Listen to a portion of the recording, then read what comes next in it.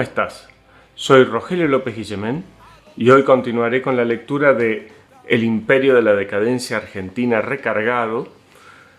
Continuamos con el capítulo 2 y hoy vamos a ver el título Viveza criolla. ¿Y qué es la viveza criolla? ¿Es tan viveza y tan criolla? Es difícil rastrear sus orígenes y saber si es un producto autóctono de estas tierras o si llegó en algún tiempo lejano para aquerenciarse y no irse nunca más. Podríamos considerar el arribo de los hidalgos españoles como un punto de inicio de esta viveza, y seguramente tendríamos en parte razón. Los colonizadores que llegaban a estas latitudes solían ser personas de alcurnia, con gruesas currícula y bolsillos flacos. Individuos con grandes pretensiones y expectativas, pero una nula disposición para el trabajo o para invertir esfuerzo y dedicación con el fin de alcanzar objetivo alguno. Pero quedarnos con esto solamente y culpar a los peninsulares de nuestras desgracias sería un típico caso de viveza criolla. Lo cierto es que estos españoles llegaron a toda Latinoamérica, pero es solo en Argentina en donde ha tenido un desarrollo superlativo esta nefasta forma de ser. Nuestros vecinos distan mucho de tener este despreciable hábito, o al menos de tenerlo tan desarrollado. Es posible que los aborígenes que habitaban nuestras tierras, sobre todo las pampas, hayan sido el caldo de cultivo perfecto para receptar y profundizar los vicios de los nobles y holgazanes españoles. ¿Por qué postulo esto? ¿En qué me baso para tremenda afirmación? Cimienta esta opinión la condición de nómades de los aborígenes de nuestros llanos. Los pueblos trashumantes no planifican ni invierten esfuerzos a largo plazo. Solo se dedican a recolectar y adaptarse al medio. Son parásitos que viven de lo que los rodea. Sin embargo, lo realizan en el entendimiento de que, si agotan al huésped, ellos desaparecen. Por ello, solo toman lo necesario y dejan que su hábitat recupere sus fuerzas para poder volver a esquilmarlo más adelante. Esto es lo que hace el vividor.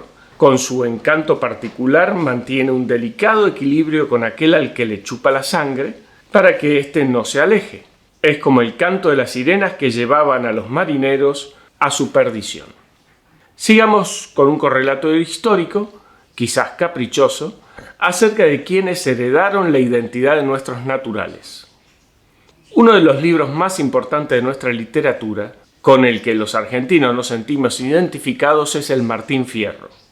Tras su relato de gran factura y romántica búsqueda de una libertad nómade, percibo escondido a un transgresor, vago, indolente y mediocre. Considero que sus enseñanzas y las del viejo Vizcacha son una afrenta a la moralidad, al respeto al prójimo y a las instituciones. Indudablemente, este paradigma literario del argentino tiene sus motivos para ser como es. Son motivos valederos, pero que no justifican en medida alguna su proceder. El gaucho fue maltratado y usado por los hacendados y los gobiernos de turno, pero en vez de tomar una actitud valiente y enfrentar los atropellos padecidos y cambiar y hacer más justas las reglas de juego, el gaucho tomó la cobarde acción evasiva de esquivar los golpes y sacrificar a quien esté a su lado para poder salvarse. Tampoco era el gaucho un pobre cordero inocente. Nunca estuvo dispuesto a respetar las normas de convivencia ni a mostrar una vocación patriota. Sus únicos intereses eran, sobre todo, tener un buen caballo, después una china para no dormir solo, una tapera con un catre y algo enconchavado como para poder comprar hierba, tabaco y alcohol. Era muy mal esposo, peor padre, pendenciero, rencoroso y ladino. Comparemos este personaje con otro de la historia mundial, por ejemplo con Leónidas. Este rey espartano combatió junto a su guardia personal al ejército persa en una relación de 1000-1, y con la derrota como único resultado posible, no dudó ni un instante en enfrentar su destino y cumplir con su deber. ¿Por qué hay tanta diferencia entre ambos? Simple. Leónidas amaba su tierra, la consideraba parte de su ser, como sus brazos, sus piernas o su corazón. Este amor a la patria, esta conciencia de un deber cívico es lo que no tiene nuestro gaucho.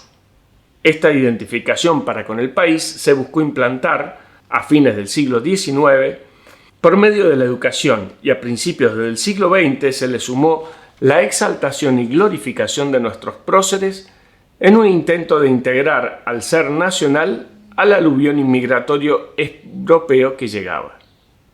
Ahora lo comparamos con otra figura de la literatura hispana, Don Quijote de la Mancha. Lejos de buscar realizar un estudio exhaustivo de esta obra, lo cierto es que podemos concluir que en su alucinación, el protagonista sale a recorrer el mundo para cumplir con su deber moral de enfrentar el mar y proteger lo bello, lo digno y lo bueno. Creo que huelga cualquier comentario acerca de las diferencias con nuestro Martín Fierro. Con el transcurso del tiempo el gaucho se convirtió en peón y más adelante muchos de ellos se mudaron a las ciudades en búsqueda de trabajo y se transformaron en obreros, poblando las afueras de las grandes ciudades. La precariedad de sus puestos de trabajo mantenía en un estado latente sus reclamos laborales, muchas veces justos, y esperaban agazapados a quien los liberara. Esperaban, como dice el propio Martín Fierro, hasta que venga algún criollo en esta tierra a mandar. Ese criollo llegó, ese criollo se llamó Juan Domingo Perón. Llegamos así a mediados del siglo XX y junto a las merecidas y justas conquistas sociales que obtiene la clase obrera, aparecen otras que en su espíritu parecen correctas, pero que terminan transformándose en un cáncer para la administración pública. Un ejemplo de ello es la estabilidad de empleado público. Quienes trabajaban en el sector estatal antes del primer gobierno peronista ingresaban a este estamento de la mano del gobernante de turno y cuando después de las nuevas elecciones asumía la conducción del Estado el partido político rival, se producía una purga de todos los empleados de la oposición y se cubrían los cargos con las personas adeptas a los vencedores. Estos cambios continuos en las plantillas de los empleados públicos, como entre conservadores y radicales, y después entre radicales y peronistas, se parecía más a un Boca River que a una transición democrática. Hacía tremendamente ineficiente la gestión pública. A la luz de lo expuesto en los párrafos anteriores, la estabilidad del empleado público tuvo quizás un origen justo, pero su resultado fue desastroso. Al no poder despedir a los empleados de la administración anterior, se le sumaron los nombrados por la nueva gestión, y a estos los de la que siguió, los de la siguiente y así sucesivamente. Además, al ser tan engorroso expulsar a un administrativo, reapareció entre sus filas el ancestral gaucho, el que solo pretende una tapera, un caballo y un conchabao para poder conseguir el mate, el tabaco y el alcohol. El puesto en la administración pública se transformó en el lugar perfecto al que aspira este personaje, un lugar de bajas expectativas y nulo riesgo.